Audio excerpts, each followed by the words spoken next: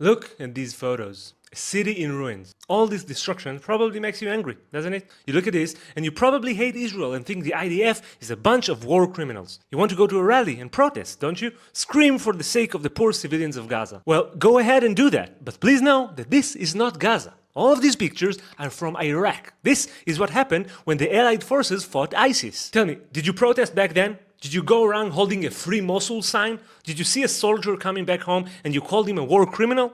Probably not. But why?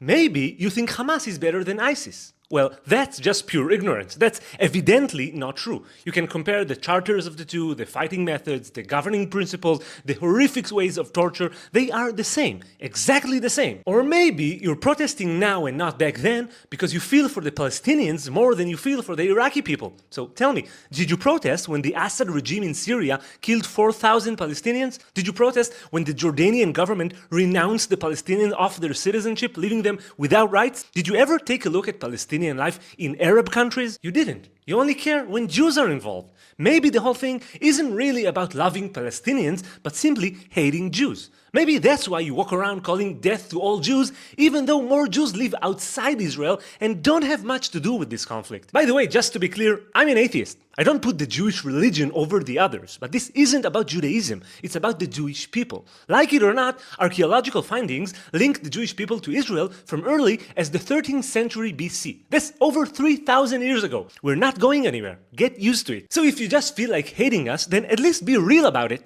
Don't lecture us about civilian rights that you obviously care nothing about, since you complain about one genocide but advocate another. Now let's finish with the photos I started with. I don't want you to think that I'm using whataboutism to justify innocent death. This destruction is horrible, but unfortunately, sometimes it's inevitable. When your enemy does everything in his power to use civilians as human shields, civilian deaths are inevitable. And if you don't understand this, you need to wake up. You have to understand who we're fighting here. You got to finally realize that Hamas has a huge incentive to put the civilians of Gaza at risk and even kill them by itself, as it does all the time. Now, I've served in the IDF for 4.5 years. I know the IDF code of ethics, and I know what happens to those who break it. They are in prison. I guarantee you that the IDF does everything in its power to avoid civilian death, even if it means aborting the mission. But don't take my word for it. Take the word of Richard Kemp, a colonel in the British Army who commanded the British forces in Afghanistan. He completed 14 rounds of fighting around the world, an absolute expert in fighting terror. Listen to what he has to say. Based on my experience and my observations,